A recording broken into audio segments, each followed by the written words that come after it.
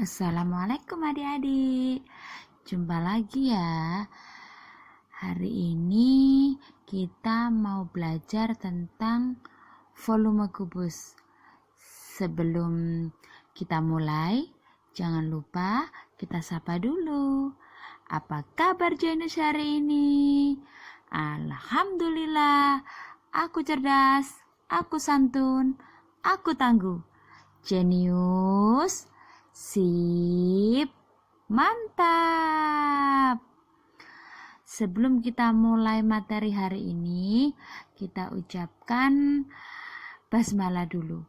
Bismillahirrahmanirrahim. Materi kita hari ini yaitu volume kubus. Sebelum kita masuk dalam volume kubus, mari kita lihat bagian-bagian dari kubus. Bisa kita lihat ya adik-adik, gambar di sini itu ada kubus A, B, C, D, E, F, G, H. Bisa dilihat, itu ada sudut A, sudut B, sudut C, sudut D. Jadi A, B, C, D, E, F, G, H itu di titik-titik pojok itu dinamakan sudut. Sedangkan garis EB, garis AF, garis BG, garis CF, dan seterusnya itu disebut diagonal bidang. Sedangkan bidang alas yaitu bagian bawahnya. ABCD itu adalah bidang alas. Sedangkan diagonal ruang itu adalah diagonal yang ada di dalam ruangan. Jadi sudut E kita tarik dengan sudut C. Nah, itu namanya diagonal ruang. Sudut G kita tarik dengan sudut A. Atau sudut H kita tarik dengan sudut B. Dan seterusnya.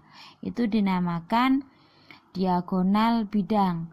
Sedangkan rusuk itu kita lihat, rusuk itu adalah di garis AB, itu rusuk AB, BC, rusuk BC, rusuk CD, rusuk AD, rusuk AE, rusuk BF, rusuk CG, dan seterusnya. Jadi rusuk di dalam kubus itu ada berapa? Ada 12. Jadi nanti disebut lagi rusuk-rusuknya ya. Sedangkan yang terakhir itu adalah dinamakan bidang. Bidangnya ada berapa? Kita bahas kemarin, bidang sisi kubus itu ada 6. Jadi yang bagian atas dinamakan tutup, bagian bawah dinamakan alas, depan, belakang, samping kanan, samping kiri itu dinamakan bidang. Sudah paham ya? Sebelum kita masuk dalam rumus volume kubus, apakah adik-adik tahu apa itu volume? Kira-kira tahu nggak ya adik-adik apa itu volume? Ya, volume itu bisa juga disebut kapasitas atau perhitungan seberapa banyak ruang yang bisa ditempati dalam suatu objek. Jadi objek itu bisa berupa benda yang beraturan ataupun benda yang tidak beraturan. Benda yang beraturan itu misalnya apa? Kubus, balok, kerucut, bola. Sedangkan benda yang tidak beraturan itu biasanya misalnya kita temukan di jalan, batu. Jadi volume itu misalnya kita punya ember, kita isi dengan air. Lah, air itu termasuk bagian dari volume atau isi dari ember. Itu dinamakan volume. Jadi, cara menghitung volume kubus bisa kita lihat gambar ya. Jadi itu ada sisi yang tegak berdiri, sisi yang tidur, sisi yang lebar. Jadi cara menghitung volume kubus itu adalah sisi dikali sisi dikali sisi, atau rusuknya kita pangkatkan 3. Jadi sisi kali sisi kali sisi. Mudah bukan? Sekarang kita lanjut ke contoh soal. Lihat bangun kubus ini ya adik-adik. Kubus ini rusuknya 4 cm.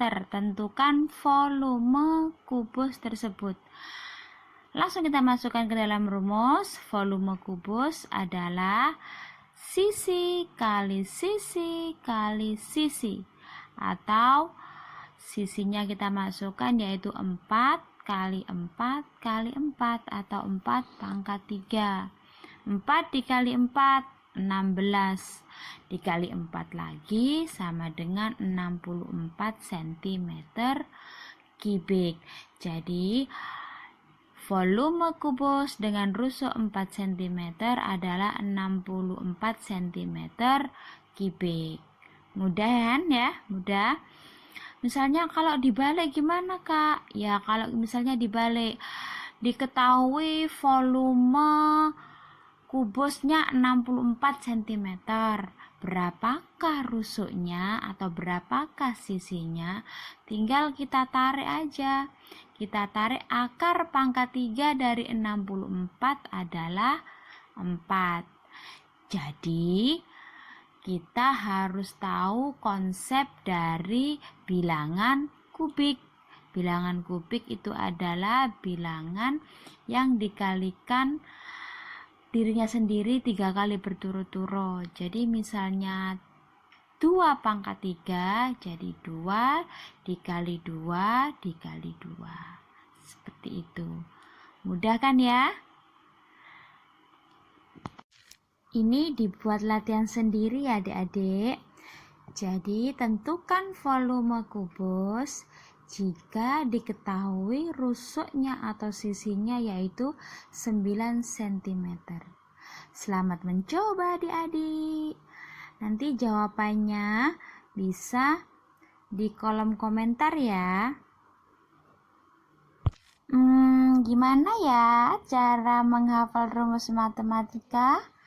Ups, rumus bukan untuk dihafal, tapi kalau kita sering banyak latihan, rumusnya akan otomatis hafal sendiri ya adik-adik.